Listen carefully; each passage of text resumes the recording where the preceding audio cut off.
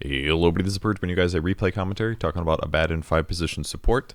It has been pretty popular in the pro scene for a couple weeks now, and I told somebody I would do this like probably 3 weeks ago, but I finally remembered to do it, and thus here we go. Let's get into it. Abaddon has kind of become a popular support hero once again, which is nice for me because I've always liked playing him as a support. I have videos in Dota 1 going back a very long time playing Abaddon support, but for a long time Abaddon has been by far most viable as an offlane hero. And the reason that he became kind of viable is because of the repeated buffing of Mistcoil. Mistcoil does damage to yourself, but does a ranged nuke that if you hit an enemy with it, it does damage, but if you hit an ally with it, it heals. So if you, the level 1, I'm about to sneeze. The level 1 does 120 damage at level 1, which is stupidly high for a typical nuke. Most nukes do about 75 damage at level 1, so the fact that it does 120 damage is already great. It also only costs you 50 mana to cast it, and it has a 4.5 second cooldown, so you can cast this a lot to do damage or to spam heal your carry, so you can kind of function similar to a warlock. Second skill puts a shield on an ally that will hard dispel them, aka remove stuns and lots of other disables, and then it will let them absorb damage, and if that damage is fully absorbed, it will do an explosion that does AoE magic damage. So between these two skills, you can protect your allies a lot. You can remove stuns and disables, like damage over time abilities, you can instantly remove them, and it can function as health, and then you can also power heal them. So, but they can also be used offensively is the cool thing about the hero and the way he's designed. His third skill is pretty garbage right now, Curse of Avernus. You apply a very weak slow on your opponents, and if you hit them 4 times, it applies a stronger slow and also silences them for a couple seconds, for up to 4 seconds, 4.5 seconds, sorry, and also increases the attack speed of everybody attacking that person when it activates. So you basically just don't get your curse for a long time. Your ultimate's fantastic. If you go below 400 health, then this automatically activates and is a strong dispel when it activates, and any damage you take while it's active will actually heal you instead. So you can use your ultimate and then cast Mistcoil, which would normally damage you. Instead, it ends up healing you for more. You can also activate it at any point by clicking on it. It can strong dispel when it does. So if, let's say for example, that me and my carry get ravaged at the same time, but I want to remove ravage from him, I could activate my ulti and then instantly use Aphotic Shield to protect my carry. So essentially both of us could be unstunned. So there's lots of cool ways to play Abaddon right now. You can't activate it if you're stunned, though, or silenced, excuse me. If you get silenced, you can't, because then it prevents you from activating your abilities, basically. If that makes sense. And talent tree is pretty straightforward. Experience gain is pretty common in terms of popularity, but movement speed has a tiny higher win rate, but I don't think this actually might be justified right now, because one of the recent nerfs to Mistcoil is that the cast range went down. It used to be up to like 800 range, which is huge, but now it's only a 500 range. So if you have higher movement speed, you can more quickly get close to your allies and use shield and heal on them, because both cast ranges are only 500. So I could definitely see some justification for getting movement speed right now, to be honest. And also, like, if you're playing support Abaddon, again, Curse of Avernus is pretty garbage, so I don't think it really matters that much, actually. Once you're level 10, you've already got 4 points in Mistcoil, 4 points in Aphotic Shield. I don't think it's a huge deal if you get this maxed out a little bit faster, because you're almost never going to use it anyway. So I think it's actually pretty fine to go movement speed now that I think about it. You'd obviously be delaying things like your level 20 and your level 15 would be delayed, and this one is pretty nice, 60 more Mistcoil heal and damage, so that would put your Mistcoil up to 305 damage and 210 to self. So this one, losing this talent is a little bit weak, is a little unfortunate, but I could definitely see justification for getting movement speed some games. This is very common skill build. This is basically what I did in this game. I think pros usually do back and forth, because the more points you put in Aphotic Shield, the lower the cooldown gets by a big amount. So getting the cooldown down to 6 seconds is pretty important, and very useful, because then you can shield more often and dispel more things. Common items, we should be looking at the support items here. Basically Tranquil Boots. It'll give you lots of health regen. That way when you're using Mistcoil on your allies, you're still healing, so you can stay alive. Vlad's Offering. Vlad's is just really nice because you're fighting around your allies anyway, so having support items that are generally, and aura items that are going to stay around for a while is good. Magic Wand is very good. You'd go phase probably if you're playing a core.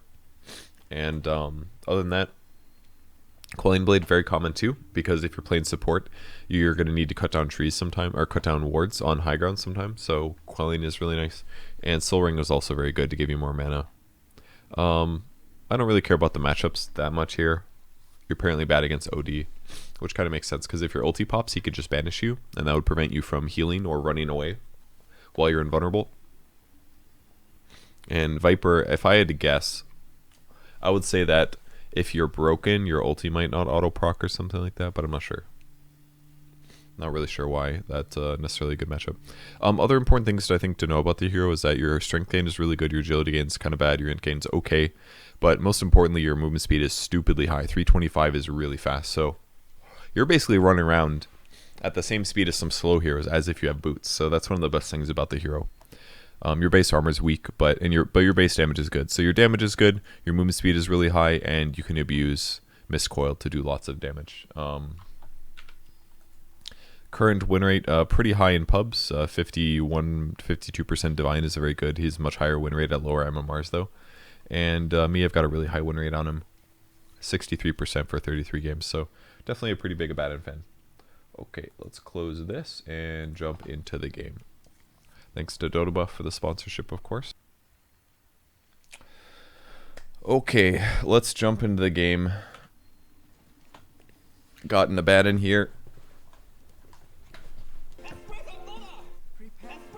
It's my favorite emote at the moment. My starting items, I would say, are a little bit atypical. I went for Courier double wards with some regen here on your Tangos and Mangoes as well. The Mangoes obviously would help me fuel into the ability to cast spells even if I ran low on mana. But really, the most important thing when you're playing Abaddon as a support is that you need to make sure that you don't give your opponent's gold any more than you need to. I very commonly do this. I block the small camp with an observer ward. That my opponents can't. That way, my opponents can't pull. Helps me control the lane, and ends up giving us more advantage in the lane trade. I'm laning with Chachi here. I didn't ask him to pick Silencer, and frankly, I was a little bit unsure how well this would work out. But again, Abaddon's purpose is I want to nuke my opponents a lot, and I also want to keep my core alive, and we want to fight a lot, probably, because I'm almost always going to be able to offset what my opponents throw at us with heals and shields. So when I talked about not wanting to give your opponents golden experience when you are playing Abaddon, the reality is that you can just suicide yourself with Mistcoil. So this is generally how you should be taking fights. You just want to cast your spells all the time. They ended up getting the bounty rune here, but we're able to grab the dazzle kill, and I just had to wait until I was below about 75 health, and then I denied myself. Because the self damage is 75. I think that goes through. It isn't reduced by magic resistance basically. So as soon as my health goes below 75, I can use Mistcoil one last time to commit suicide and deal one more nuke to my opponent. And by accomplishing this, and by the way, I want to continue Mistcoiling my opponent. By accomplishing this, I can instantly teleport back to the lane with full health and full mana, and then you can do this again. This is basically what you do on Abaddon support. I don't want this guy to even get close to the creep wave right now, because until his dazzle gets back, I'm basically trying to stay on the edge of the circle to see if I can keep casting Mistcoil. Now, keep in mind that they just reduced the cast range of this. Previously, this used to be 800, which is actually like a huge range. It's like the whole screen practically. And I just want to walk up and cast this as much as I want, as much as I can, basically. If I had 800 range right there, I would have killed him, for example. One less death already. And I have to be a little bit careful now, because, again, I don't have very much armor. But I certainly can potentially commit suicide if things get a little bit hairy here. I made a little bit of a mistake doing that nuke. I realized that he was low and out of position, so I was like, oh, I'll just throw the nuke, we can kill him.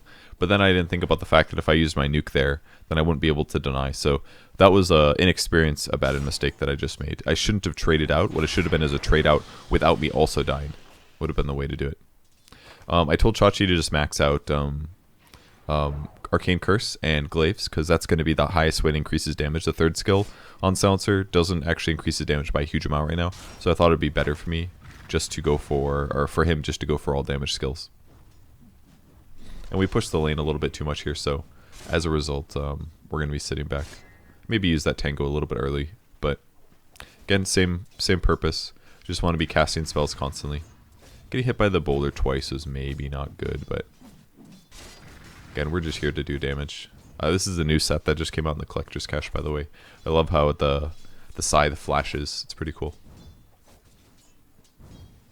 And now I've got Aphotic Shield, so I can remove a disable from either myself or my opponent. I should have probably nuked him earlier than that. He throws a stun on me. Don't really care. So Dazzle can kind of heal to offset this, but his cooldowns are a little bit nerfed early on because of the way that that we've got changed. So I'm pretty happy to trade hits over here. I don't have a lot of regen, which is kind of a negative, but continuously nuking my opponent is not going to be a bad thing, most likely. And then if I need to, I can just keep nuking and healing Chachi. Put Poison Touch on me, so I'm going to dispel it with Aphotic Shield. That way I don't take any more damage. And I'm going to go get a Magic Stick now. That way I can make sure that I have slightly more mana and mana regen. Perfect timing for my shield to break here. Figure Chachi's probably a little scared if he's not closer to full health, so I'm just going to start healing him now, because I think it's more important that he's willing to fight, essentially.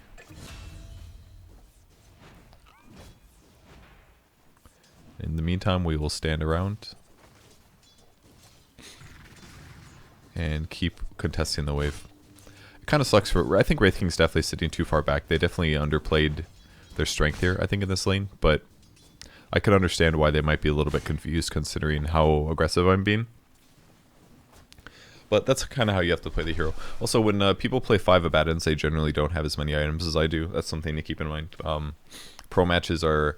5 players in pro matches are always going to buy more things like Sentry Wards and do a lot of de-warding kind of stuff. So it's not going to be exactly the same here. Kind of looks like they're going to go on me. I dispelled the nuke again, and as I used my Mist Coil again, it broke my shield since it was, what, 110 damage? Oh, that looks like a kill. Yep. I don't know why he let me kill him like that, but... So now it's below 100 health. I had 78 damage when I miscoiled, so I denied myself, which means I respawned. The downside is I didn't spend my gold before I denied myself, so I actually still probably lost gold there. It's actually not that bad, because they just reduced the death cost, actually. So Abaddon actually got a little bit better with that, I forgot. Just respawned, coming in, instantly nuking, of course. Continue nuking to keep him healed up. Basically every missed coil is a little bit, moderately more than a tango right now. Bounty Rune's coming up, so I'm going to come and pressure this guy, removing Poison Touch. I'm surprised he didn't go for the other one, but that's fine. He can have one. I didn't plan ahead well. But I was kind of planning to get a Soul Ring here. Most Abaddon supports don't get Soul Ring, they probably just go like Tranquil Boots and Clarity Potions kind of stuff, but I knew that I would get some items this game. I should have probably hit that range creep once. It's fine, he got it with Glaives. He's got 8 int stolen right now, so that'll help out his damage.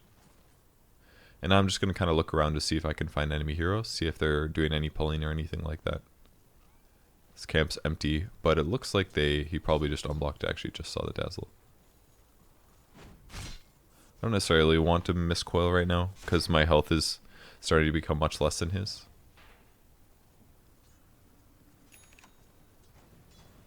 He's a little bit low on health, so happy to like spam him a little bit. Chachi's got his Midas too, so we're in a good place. Every time I see him, I'm just going to run at him and miscoil him again. Even if it costs me a little bit of health.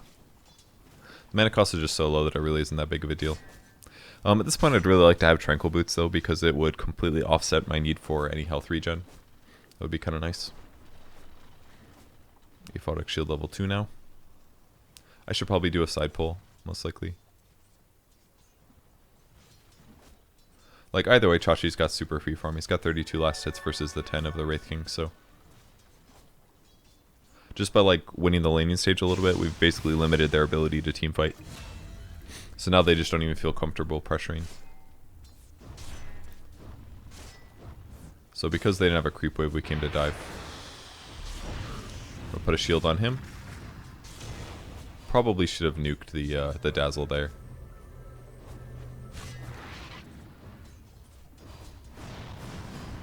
Shield to remove the stun. I do not have a miscoil here, so it's a little bit dangerous. But Chachi's shield will blow up anyways. We are all good. So this kind of looks like a moment where I'd want a suicide to me. But I don't remember what I did. I've purchased boots. Oh, that's right. We're just going to go shrine. Believe it or not, sometimes you can play conventional. You can do conventional ways to heal when you're playing this hero.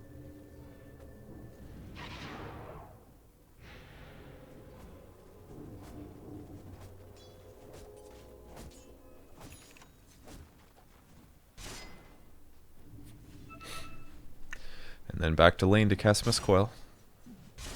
I don't know about you guys, but I really like playing heroes like this sometimes, like heal sort of support heroes.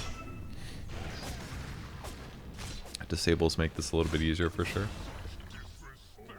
Chachi is still on 12 int now.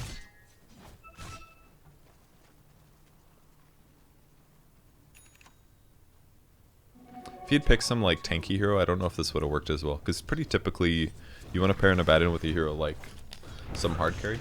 I'm trying not to right click the Dazzle in this moment, if you didn't notice, because I don't want the tower to attack me for a bit. So I kind of just like stood near him while the tower attacked creeps and kept casting Mist Coil. I gotta tell you, I love having a wireless headset. It might seem annoying because I have to change the battery sometimes, but when it comes to like feeding my dog or doing things in between.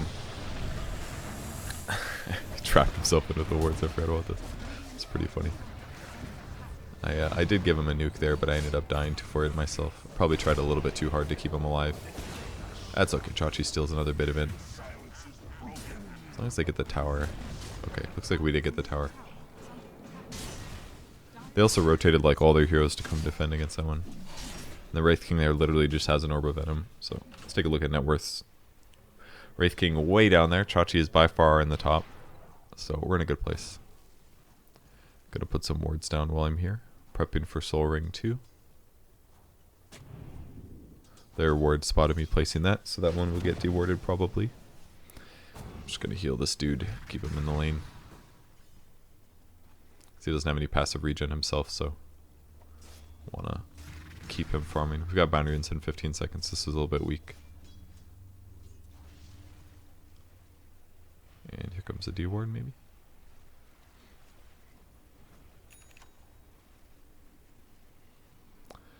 Got to the bounties pretty fast. Oh, I finished my tranquil boots, I realize.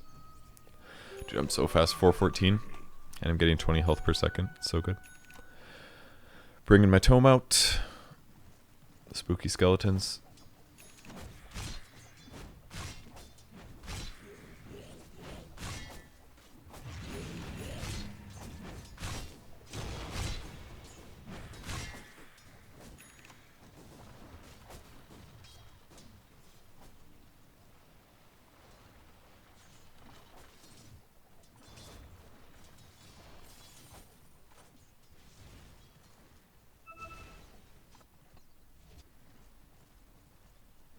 And normally when you're playing a support like this, what a lot of players will do is they'll just sit by their carry in the lane. But usually it's better to play in the area in between the two of you. Like if my carry's safely farming here and I don't expect him to get ganked, I want to kind of sit tangent or parallel to him. I don't want to be right on top of him because my opponents always know where he is. And also, it helps me spot enemy heroes if they're coming to gank my hero. If you sit in the middle. Plus this gives me time to ward because I don't need to be here by the creep waves while he gets them. I can instead like walk around, put wards down, get vision. Like for example, now we spot this Wraith King. Luckily disabled by the Centaur. With Mars coming, this gets a little bit weird though.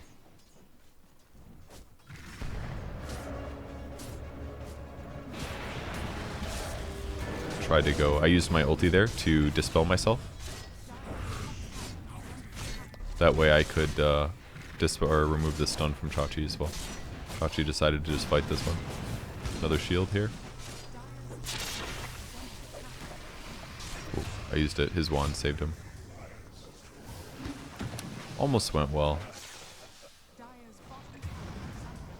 Klink's thinking about rotating over. We did still get... Oh, he did die actually. Oh, nice. He actually probably got the int from Dazzle here. He's got freaking 20 int here at 12 minutes. It's pretty good. I told them to go like hybrid defensive items. I think Tread's Midas is really solid with Wand and all. These are really solid items. Because basically Silencer does a lot of damage just by kind of being alive, because he's got it all built into his first 2 skills, right? So all I want to do is, I'm basically a defensive item for him. So if he builds more defensive items, then he's very defensive. He's got damage because he's gotten so many kills, and I can just sit around and continue trying to keep him alive, basically, which is ultimately all a really good thing for us. So if he just keeps building hybrid defensive, then we're going to be A-okay.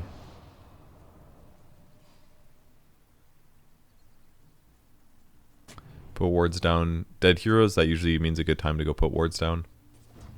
Chachi went back top to push out, so I don't really want to run all the way there, so I'll go shift bottom. Usually I like to play around tier 1 towers. Like if we've killed the other tier 1 towers, the next easiest tower to kill is going to be their tier 1 bottom. So that's why I'm moving to the bot lane to sit around Moonhead here while we push this. Also using my soul ring before I start nuking. I am healing up some of this. Just dealing damage to Viper, basically. Got the tower denied, but it's okay. The tower's dead at least.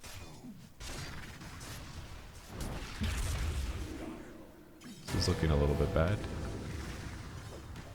I look kind of dead to me. Luckily, I was able to miss Coil at the right time, so I denied myself again. So no gold for them. You can be Abaddon players, you can do some really nasty things with self-denies. It's a lot easier than if with Purge, for example. So Purge is like, it's like damage over time, right? It's not as solidified, but if you just time your nuke right as Abaddon's, boom, they miss out. If I'm below 150 health.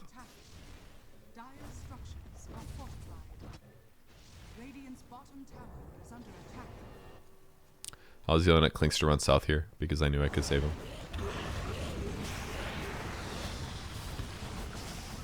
Looks like they ended up surviving, but we did some good damage. Definitely get a magic stick when you're playing somebody like Abaddon, because people are going to cast spells trying to kill your cores. That way you can stay alive and help out. Have more mana, that kind of a thing. I think my soul ring is a little bit unnecessary, to be honest. I don't really need it that much.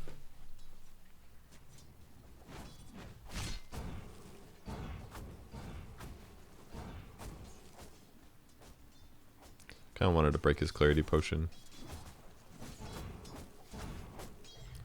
Man, they're actually so far behind right now. They basically didn't have a safe lane. It looks like our safe lane also went really well. Moonhead got really good items this game, I remember. Yeah, this is like practically a pro item build here.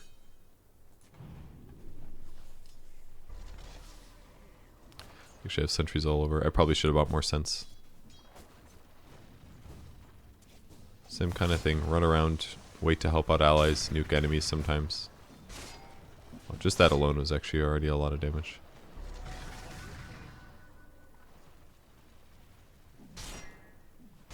And I'm queuing up an urn because it's a good support item to have. A little bit of armor. Use it to break TPs, or to interrupt blink daggers. But it also gives you another way to heal allies. Like if somebody disengaged, you can power heal them faster. Because you can spam mist coils and earn them.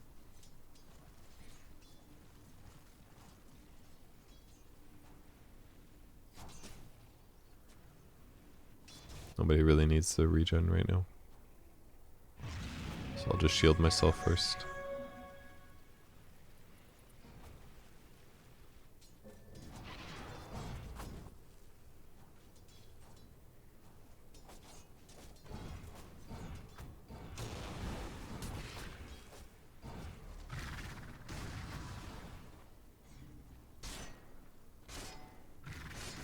Can actually just run after people and cast on them. It's nice.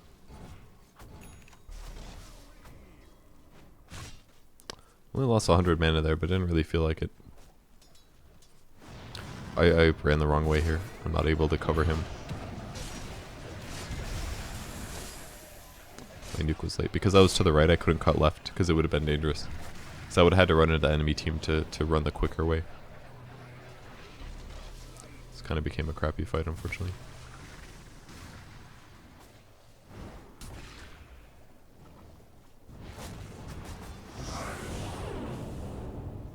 Remove the stun.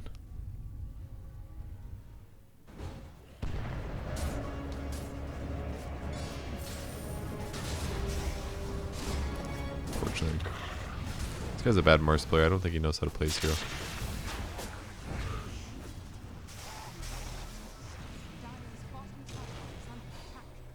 Could have been soul ringing this whole time too.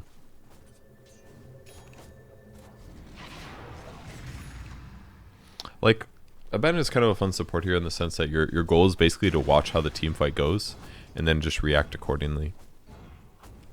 Because your whole purpose is like, wait until X person uses a stun, then I can remove that stun instantly, which makes their hero more worthless. So it's kind of like watching the ebb and flow of the team fight while sitting around and trying to semi-protect your hero. But the nice thing about Abaddon is you don't have to work that hard on that part either, because you've got your ultimate to keep you alive.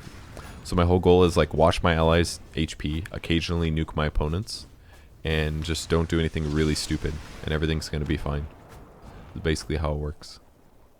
We don't really have the most tanky heroes, so it's definitely one of the bigger negatives. And at this point I was kind of like, yo, we need to push this tower, and I looked on the map and I'm like, oh, okay, Jug is actually just not here with us. But I don't think it's been all bad, because he's probably been farming semi-efficiently, and as a result, he's still got good net worth. He's keeping up with Midas on Chachi, so he's probably been doing fine. Ooh. And once I have my urn, more armor for myself. I think Basie is pretty good right now. Gives you like 8 damage or something like that. 9 damage, I don't remember. 8 damage. It's pretty good. Nobody else is here, I'll push the mid lane. I like how the scythe kind of flashes when you swing it, it's cool.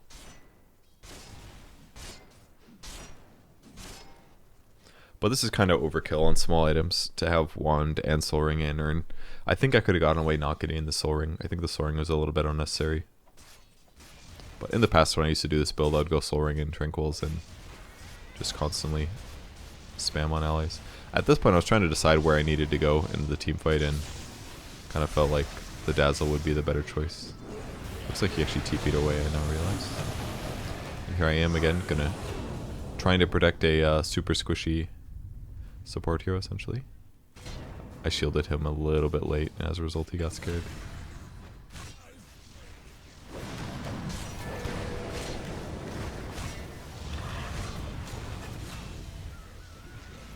Klink's got a little scared, but I understand why. He lost like half his health really quickly there.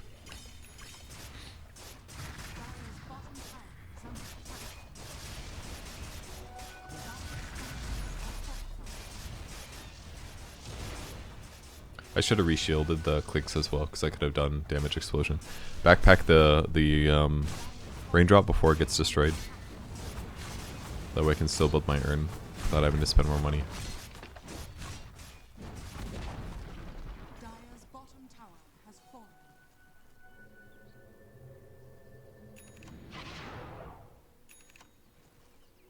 Fortune's changed.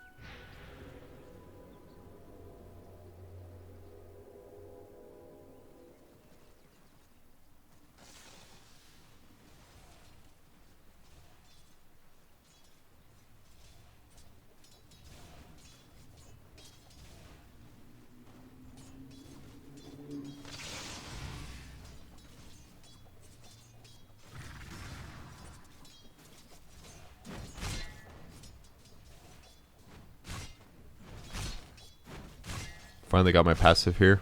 Sorry, I zoned out for a while there. Because I have to. It's basically the only reason. But now my armor's actually pretty solid. Yeah, I bought the Quelling Blade finally.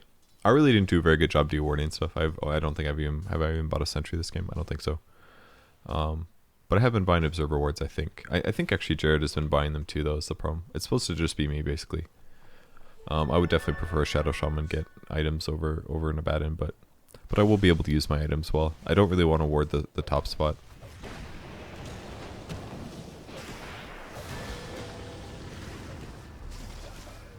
I look quite dead. I figured there would be another stun, but I thought that would be like my best chance of surviving. In reality, I couldn't believe he stayed around to kill that ward and sentry combo. Because if they just kept running, that's a dead hero. But the Wraithkin got blocked like twice there. Because he could have thrown a stun to follow up.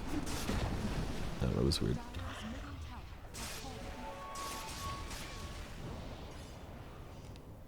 But by wasting my TP like that, it prevents me from getting back to the fight as quickly, which is probably bad. Diffusal Blade there, so easy Wraith can kill. I'm fast at least, so I got that going for me. I did get the experience talent.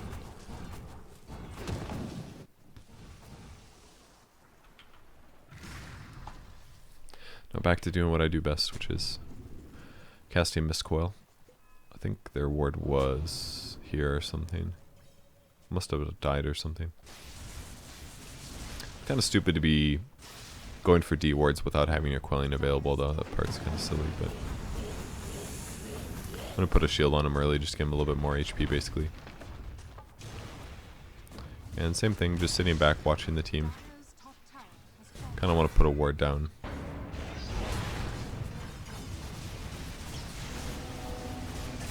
Omni Slash ended up being pretty solid. And this is like where your curse actually becomes kind of useful, is when you're trying to kill a Rax. You can increase everybody's attack speed for a bit.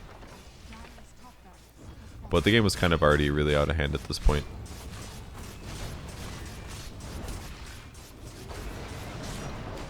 Dispel stuns, heal allies, try to use my ultimate to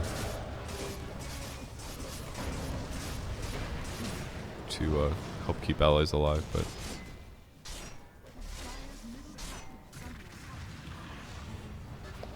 trying to keep him alive there. Earn when he's disengaged, that way he can full heal.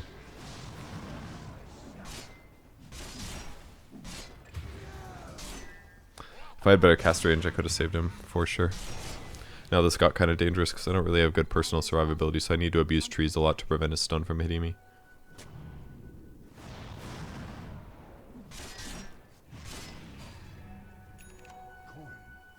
Use the shield to remove the slow from his nuke. Now Chachi's here, we can definitely turn. I don't know why he was attacking creeps over, you know, one of us, but... And now I'm just thinking like, well, I might as well just get the bonus. Now things got iffy again. Dazzle kind of... I actually don't know what this guy's doing. And at this point I realize I'm just actually not going to kill him solo.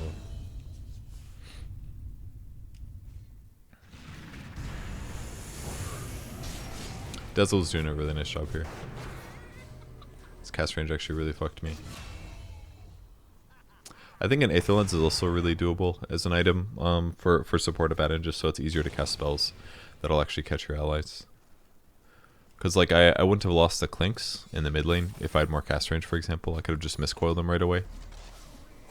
But I couldn't do that because I didn't have the cast range. But the downside is buying an Aether Lens is kind of expensive for what it gives you. It's just better cast range, right? But there's still a lot of gold that I could spend that would make my team better if I buy aura items like Vlad's or Crimson Guard or something like that. Make my team better at teamfighting. Luckily able to get out here. I can dispel him a little bit. Although he will eventually die. Soon Monkey will die. Now my goal is just sit back, keep healing people, and everything's gonna be okay.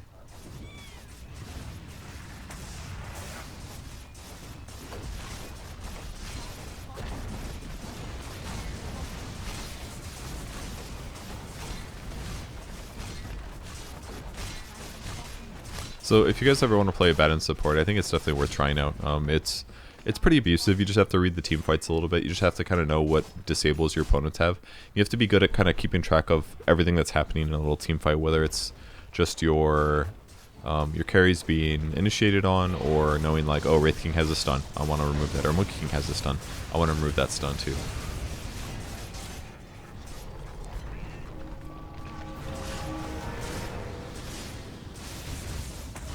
Just playing around that team fight will change things up a lot.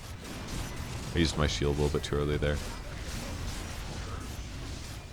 I'm gonna take a lot of damage in the back line. Lost all my armor.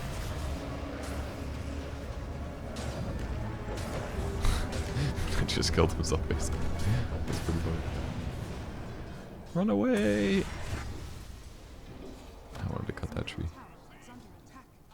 Got a lot of heal. I definitely should have cut that tree.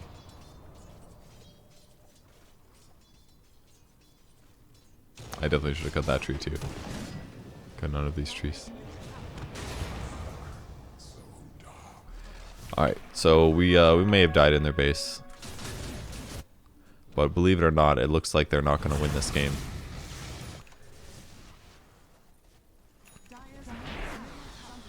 What do I do now? Just do what Abaddon does best.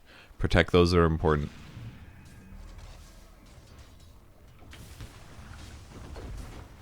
Where's my team? All jungling. Everyone's just jungling.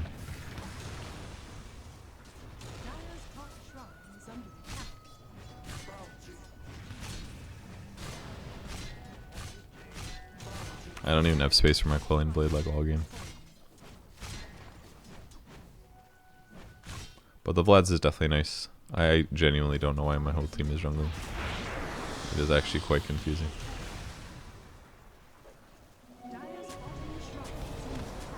He did that to jump, I guess. I was like, I want my Quelling Blade.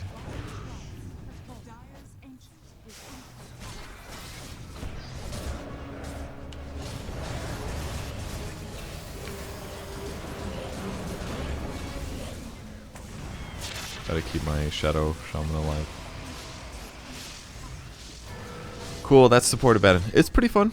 I like playing it. I don't play very often, but I'm a big fan of the playstyle. Go try it sometime. One of the big downsides to it as a support is that you can't gank well, and you can't. All you can do is counter gank. You can counter gank, but you can't gank well, and you can't really contribute heavily to the game in the late game. You're definitely very much a 5. Like your skill set's really solid. The only ability that you have that's really not very valuable is your 3rd skill, your Curse of Avernus. But at various times it's kind of okay because you're like, I'm gonna slow this guy a little bit. Applies a slow of 10 to 25% depending. And if you do hit him 4 times, it's a really good slow and it silences him, which is kind of nice. But for the majority of time, yeah, you're basically a heal bot that is difficult to kill for your opponents. But in late game programs, there's a lot of situations where like a hard carry would get on top of a solo support and you just get crushed because they're going to kill you after your ulti ends. But in pub games, I think it works out really well, and it definitely will dominate a lane.